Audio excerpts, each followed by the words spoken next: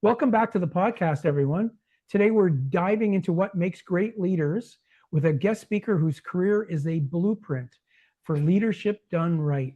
This episode with Matt Innes offers real insights on purposeful, authentic leadership. So, Matt, we want to hear about your career journey, and for those watching, can think about what they should do and the things they can learn from that. Take us back to the beginning. How did your career start that brought you into looking out for leadership roles? I think my answer to your question will be atypical, and the general advice I would have in mind is not just do it your own way, but make your own decisions and don't be afraid of reaching for internal guidance, of doing your own exploration. I'm giving that as a preface to the answer to your question, which was I did not for some time think explicitly in terms of leadership, but the way that I did think of things, the way I did approach things, looking back to my teens, 20s, was extremely useful in reaching that stage in my 30s to approximate things. So the short biographical version is that I went to a state school in the UK, which means it's a public school equivalent in, I think, North America, certainly the US. It was a good school. I managed to get into Oxford from there. And at the time, I thought, well, I just have to do this. So it wasn't really reasoned. I just thought, well, I can't work now because I'm just not cut out to work. I need to learn more. And I can learn more. And if I can get into Oxford to study something, that experience will change me, or it will be what I need to do. So it wasn't as conscious at that stage, but looking back, it's ambitious. So you want to go somewhere good, you want to go somewhere difficult. And I was quite strategic about what I wanted to do because I knew some of my limits, but I wanted to go to the best place I could. And looking back over the last 20, 30 years, there's some very good advice that a professor gave to me when I was doing a master's in law at Tulane Law School. And he said he gave it to all students, which was find somebody who's really, really good at what they do, no matter what it is, and go and study with them. And that was the more adult version of what I was doing then. So I ended up going to Oxford. I got in. There's always a bit of luck. I remember when I talked to you earlier, I talked about the interview. I still remember the interview. They asked me about it was for English literature. They asked me about a text that I just studied. I think it was Chaucer. And I knew I hadn't really started Chaucer yet. And I said, look, do you mind if I talk about something I've read more of? And they said, yeah, go ahead, because you'd taken the initiative. And I then talked about King Lear or Wordsworth, and that was it. We had a conversation, and I've never forgotten that. So what I've just done now is I've taken your question and I've answered it in the way I want to, but I want to stick to it. So the biographical version is that I went to Oxford, did undergrad, and I came out for a lot of reasons, not really knowing specifically what I wanted to do. And I decided to train as a barrister, which is the advocacy specialist wing of the legal profession in the UK. They stand up with the Whigs in court and argue vociferously. And I quite enjoyed debating. But I decided to do that because I didn't have a current direction. I didn't have a sector. I felt like I was lost. And I thought, well, my resort here is something that's challenging and difficult and I won't regret doing. And I had friends going into other professions. Some went into the city there, some went into accounting. I thought, I just don't feel like my gut that this is for me. But I do feel that if something's intellectually difficult and competitive, then it's going to leave me in better shape at the end. So I was Oxford, then barrister, which sounds like a classical British education. I qualified as a barrister. I worked for a couple of years for city law firms doing commercial litigation. And then I realized I needed to go and explore the world. So that's chapter one of 310. I won't give you all of them. Some interesting concepts in there. One, the advice you were given to pick someone Yeah. and work hard alongside them and Yeah. learn from them. Somebody good. Yeah. Can you name a person? While you Um, were at Oxford, but did you find someone like that? professors in most circumstances, I'll give you a few examples. At Oxford, there was somebody very good in critical theory, but there was somebody also very good in medieval English. And if you study medieval English, which is I found incredibly difficult, they also said very interesting things about the history of language, which I found fascinating, just the way that language evolves. They also were very engaging about cursing. And we had a long tutorial on every word that would be probably best avoided for now here. And it was fascinating because the taboo was removed. It was just curiosity.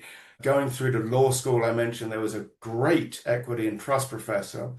And I think he had taught John Cleese at Cambridge. He was well known at Cambridge, but he would come down to the 1 year compressed law conversion Mhm. course you do in the UK. And I remember he'd smoke a pipe outdoors and coughed a lot. He made equity and trusts clear. It isn't simple, but you can make things clear even if they're complex.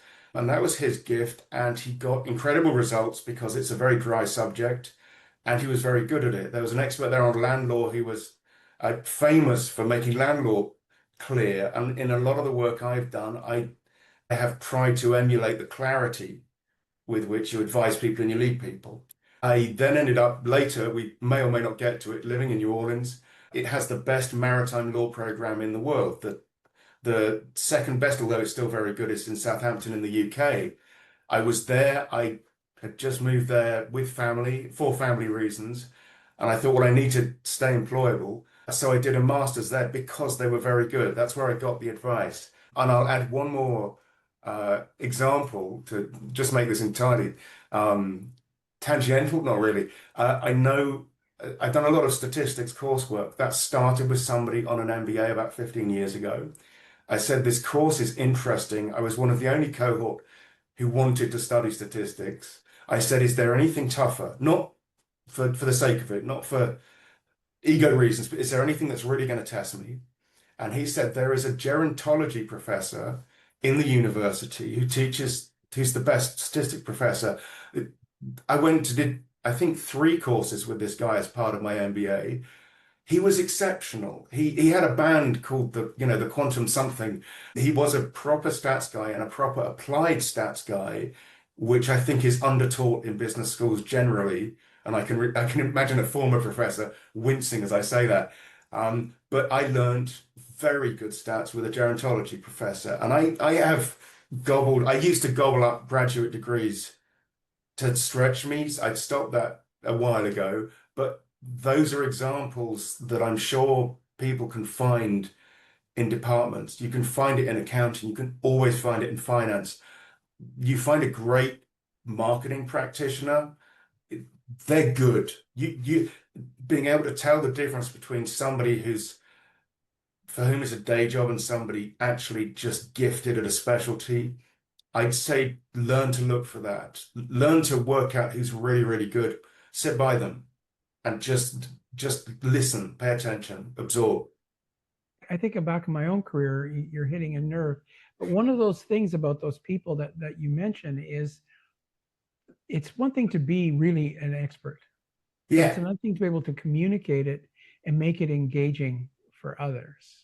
Like I yeah, remember I took an economics course where the professor kept apologizing for how dry the course was, but you could follow him and yeah. it was amazing. So is that something that you've seeked out in your own journey? I and I would say I'd say it's not something I've consciously done. I've always found it compelling to talk to people who know what they're talking about but can't explain it and are engaged in it enough to converse about it. I can't recall where Edward Tufte, who used to be the grandfather of visualization about 10, 20 years ago, he would teach one of those courses at Harvard or Stanford, one of the Ivies, and it would be the course that people would say you should take regardless of your major. I think communication and engaging people is an art, not a science. And I think people who can tell stories without simply telling stories, but can find different ways to engage people are always intriguing. So my story will not be typical, but I would say you're going to have a much more interesting journey if you don't look too much at the linear path, but look for people who are doing things that they're very good at and they created themselves. That may be a theme today. That's interesting as opposed to being jealous of them No, avoiding no, it, which don't. I see a lot of people No, do too. no. Um, Don't waste time on that. Get to know them. Yeah. there's something else that you said earlier on, and that is you knew law right early on wasn't going to be for you. I think those are the words you used, and yet you took it because of the thought that it's going to broaden your horizon and Yeah. open up doors, which it certainly did down the road. And I'm thinking for career advice for young people that are thinking about their own journeys going forward, and like the insights you got from taking the medieval English course, which Yeah. to me is like learning another language, and It I is tried to close read, to, yeah. and yet you okay, I'm gonna push myself. What is your philosophy around attempting things that you know are going to be so difficult? And it's interesting to hear you say this, but you know right up front, well, on the surface I'm not going to be interested in it for the long term. And what Mm. makes you do that? That's a good question that I perhaps should have asked myself earlier in my career. Um, there are a few thoughts that come to mind. I wouldn't necessarily look at something and think this isn't interesting, but I don't think that's what you're saying. I would look at things. Sometimes I had to take it. The medieval English, you had to take one of them. I rely on a form of intuition, and I would think, just how do I feel about this? Does this feel like something that's going to be entirely mechanical? And the way that I have to learn this is going to be some way I've learned something before, or is it going to push me to learn something in a different way? That's one thought. Another thought I'd have is that if somebody really knows their subject, there may be exceptions. If somebody really knows their subject and is really interested in it, it usually grows on you. It's contagious. In a modest, I'm thinking about an accounting professor. His engagement in that subject made accounting interesting would be a really strong word to apply, but you could understand how a person could be intrigued by this. So I don't want to use hackneyed terms like curiosity, but if you keep your eyes open and you just observe people and situations and just try to absorb information, you notice a lot more that is actually fascinating. And I'll talk later about the international work I've done.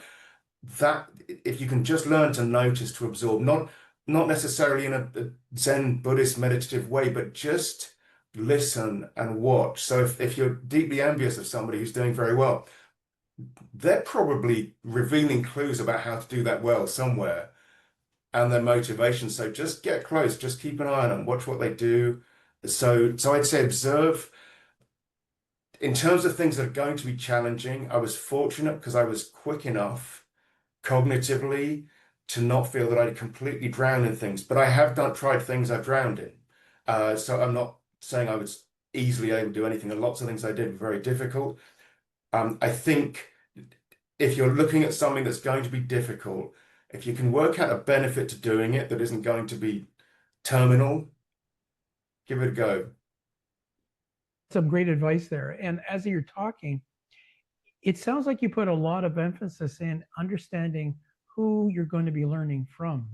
In Yeah. other words, the person that you want to get close to, as opposed to simply looking at a subject, whether it's tax law or medieval Yeah. English, it's who's teaching it. Have you taken that approach beyond school, like as you've started your own career in the workforce? So since leaving the law profession that involved sitting in offices for 12 hours a day, realizing reading files nonstop was not my skill set.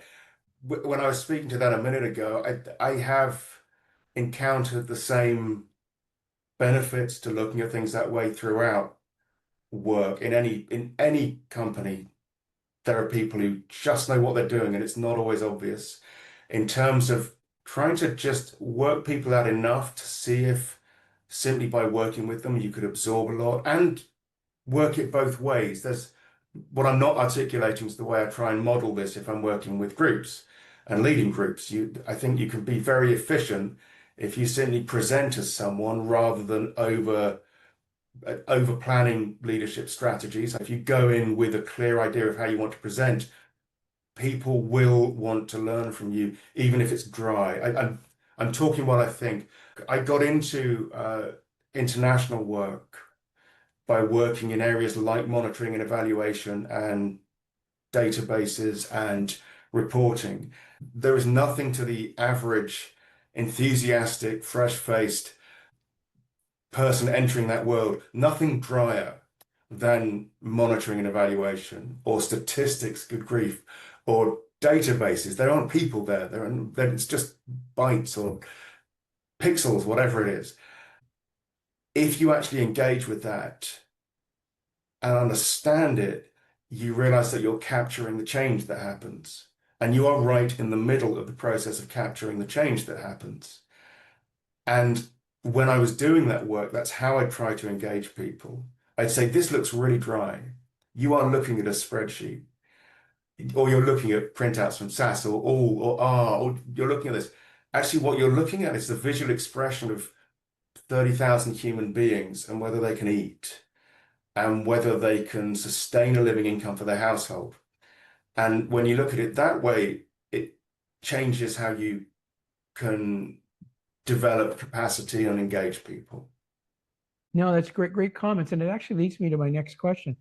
How has your leadership style changed over your career? And what prompted the shift? I'm currently based in California. This might sound like a California answer. I think one of the challenges is that one is not always aware of the change. And so it's hard to look and think, well, for these years I was that, those years that changed, because it was an internal process. And one of the things I try to communicate as best I can is that if you're looking at indicators of change and growth and areas like that, that actually you're looking at these lagging external data points that capture internal organizational change. And I think that's one of the most useful lessons I learned 5, 10 years ago working in information, is that you have reporting. Everybody's been either bored to death or intrigued by presentations about numbers and about strategy. And actually, it's very important to remember this is information that's historical. It's like one of the discussions around AI, which is that it is only ever working with past information. But these data points are complete actions. They're the past. As soon as you present them, they're the past.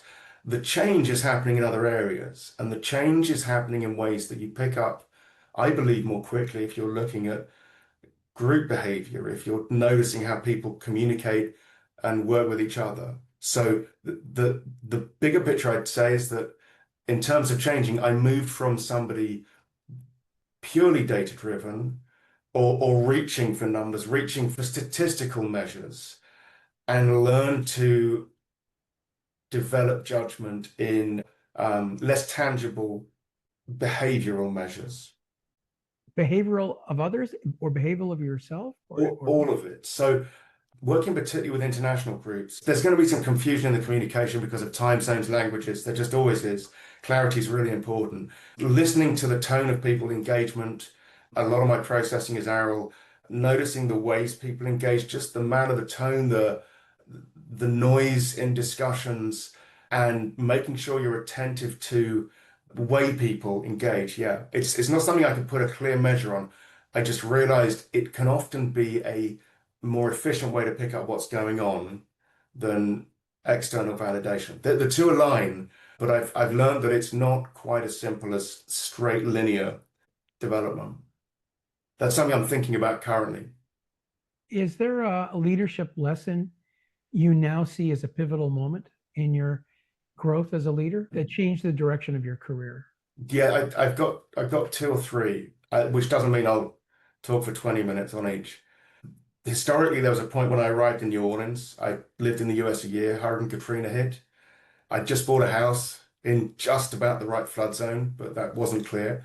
And at that point, when I got there, I was effectively a lawyer. I'd done a bit of training to help me travel. That was my main qualification. And like a lot of people in the city, I was changed by Hurricane Katrina in ways which took 2 or 3 years to understand. I think that's going on now with COVID, but it's going to take longer. And so what I ended up doing was working in a high school. There was a high school a few blocks away. I gained an incredible education in American high school in the process and the rites and rituals from the students. But that was a point where I started to find the meeting point of what I was good at and what I thought mattered. And that I hadn't found in law. I found things I could do and do well without seemingly trying to, but they didn't really matter to me. They didn't feel like I was really helping. The way you want to run a litigation case is slowly and expensively. If you run it quickly and settle it quickly, in many jurisdictions you'll end up making no money at all. And I couldn't work out a way to exist in that. So that allowed me to engage with international projects, engaging students in fundraising, comparisons between New Orleans and Haiti many years ago, almost 20 now.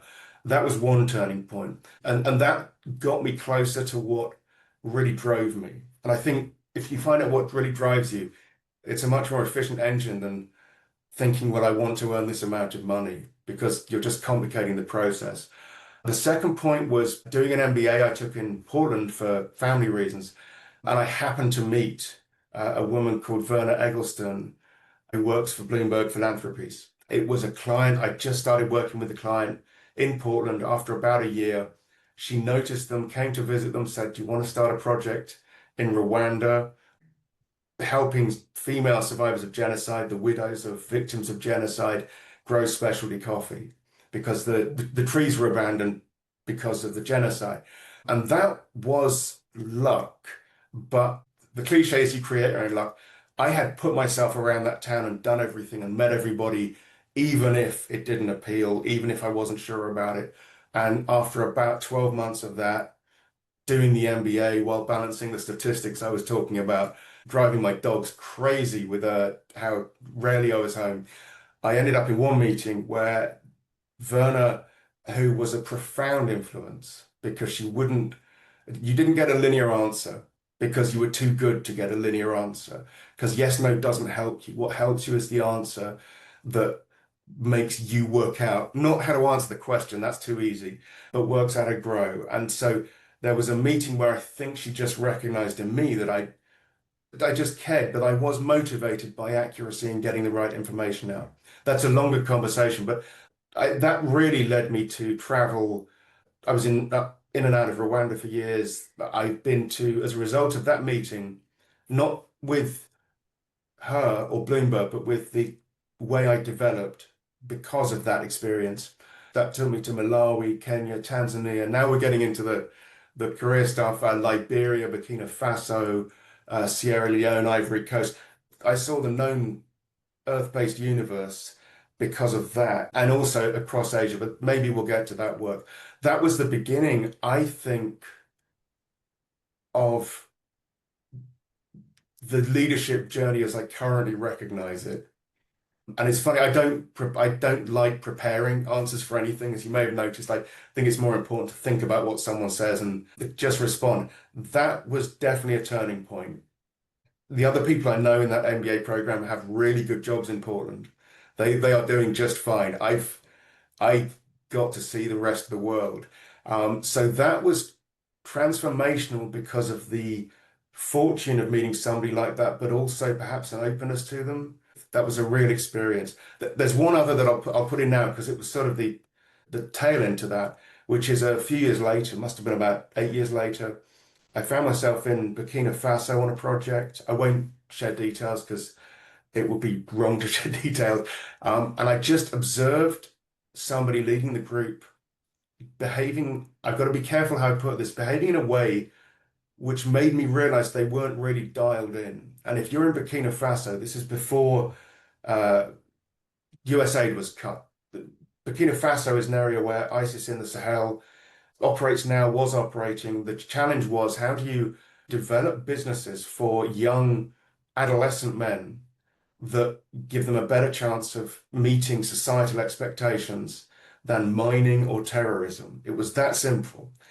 I've never met a community poorer than this, and I've worked with very poor communities. I was almost physically affected by going there, and I saw the person leading the group, and everybody has sniped about who's leading the group. I think it's important. You've got to stay engaged and think critically. It's natural. I just was, I think the only word is shocked that somebody wouldn't be dialed in on this work. I mean, really dialed in. This is not a vacation. It is not an enrichment experience. These people have 3 chickens and they just gave us 2 of them because they're convinced we're going to land the project for them. That level of real poverty, a lot of gender work there was in trying to find ways for young girls to get to the family planning center, the clinic, without anyone seeing them, because if they were seen going there, the stigma might well be fatal. So this is serious work. And I think when you are engaged in any of that kind of value-driven work, vanity is a real danger. It's a real flaw to have. And I just saw that. And I have no idea if this person was having a bad day, a bad month, or I just missed it and got it wrong. What they were doing is past. People may have looked at me and thought that you don't know. If you don't know, realize how you're responding. And I felt this, it was almost purely physical response. And it was, I'm never going to do that. It was the way I'm driven is to focus on this stuff. So you've 3 points over about 12 years there, but by the end of that, I was, I hope, a better person in important ways, not just vainglorious ways. So it's really crisis and how you respond to it, whether it's impacting you personally or you try and Yeah, help others who are great way of putting it. Yeah, that yeah. have changed and developed who you are as a person. Mm. How would you describe after all that world tour trips and everything you had been exposed to? How would you describe your leadership style after that compared to before? I think inevitably, if you have a fancy education and you've been told your leadership potential from an early age, then it's at some point that has to get shaken out of you. I think I don't know if that's a consensus view. The way I changed was developed a confidence in engaging with people in a more communal way, in a humanized way. This makes me sound like I think I was a robot before I wasn't.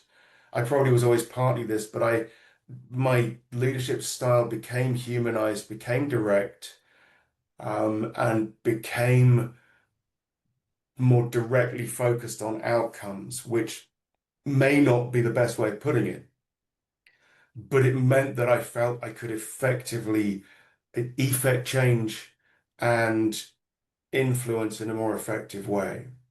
I'll compare, if you start out training as a lawyer, which is a long time ago now, it's a hierarchy. You've got paralegals, assistants, all sorts. It's a profession. You get out, I was saying this to somebody the other day, you get out of the profession, you think, well, where are the rules here? Where are the escalators and the floors? And actually you realize they're there, but they're created by the way you engage with people. Exploring that a little more, it created the way you engage with people. Sounds like many situations, whether it was Hurricane Katrina or Yeah. the various African countries situations you were dropped into, you would be inventing the rules. Is that a fair comment? In other words, a lot of it Yeah. was first, you're experiencing things no one had before. And how would Yeah. you go about building or hiring a high performing team to address these situations? I I think inventing is a useful term because it speaks to the fact you're creating something.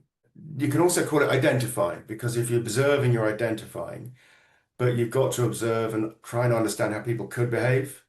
So it takes some imagination. And I think if you're putting teams together, that's an important part of the process. I mean, there's lots of analysis, there are lots of assessment-driven ways you can look at things, and some of them are very useful. I think they have to relate to your own experience of leadership in terms of putting teams together.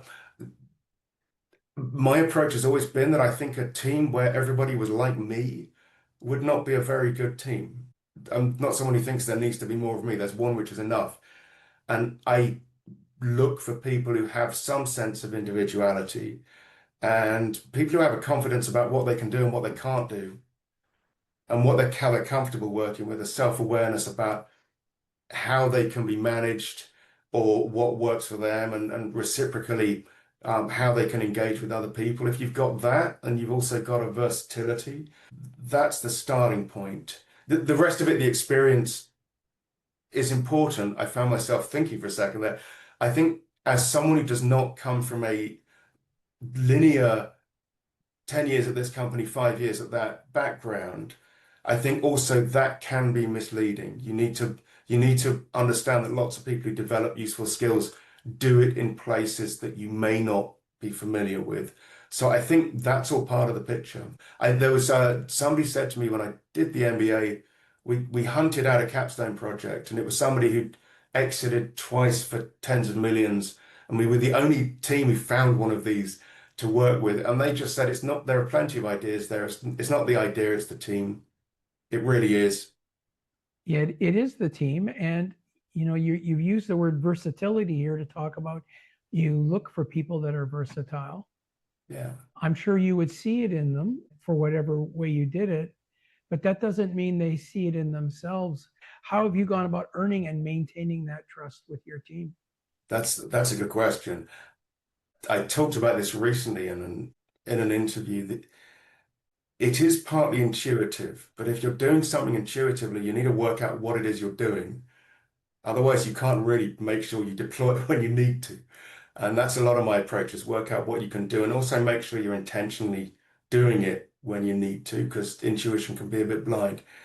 I think there's a level of directness and openness and simplicity of communication that can be very effective.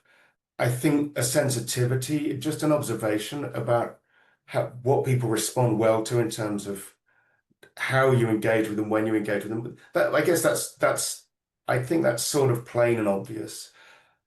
I think the one of the simplest ways to do it is the way you turn up and do the work. And having worked with a lot of very diverse, much younger, much older, culturally more diverse than I could fit certainly into the time we've got left. There is an instinct most people have for whether somebody's being basically straight with them. I think my experiences having worked in 60, 70 countries, something like that, having worked with people in others, and also done a lot of work in the US, which is really diverse. Don't underestimate people's ability to work out whether you're being straight with them. Yeah, Don't that's true. underestimate them and That's let really, them demonstrate their trust in you. that kind of leads into where I was going to go next. Like, so you're saying first off, they can, people can tell if you're being straight. I could use other colorful language, but I won't use it. But yeah, they can tell, and it doesn't matter Yeah, what level you are in on the leadership rung, or if you're just an individual contributor, people can read it. I buy yeah, that. yeah. But in addition to that, what's a misconception that people have typically about leadership? A couple of those come to mind. The first is that you gain experience just by doing the same thing in the same position for a long time. There's an intensity of experience, diversity of experience. That's really important. I think one of the advantages I've had is working in many different projects in different environments. There are things you simply can't learn if you've only been in one environment, unless it's an exceptionally creative, supportive, and growing environment. I think that probably though reveals some of my lean towards diversity of experience than simply linear. I think I tell you what I throw at you with that. Leadership looks like 100 different things.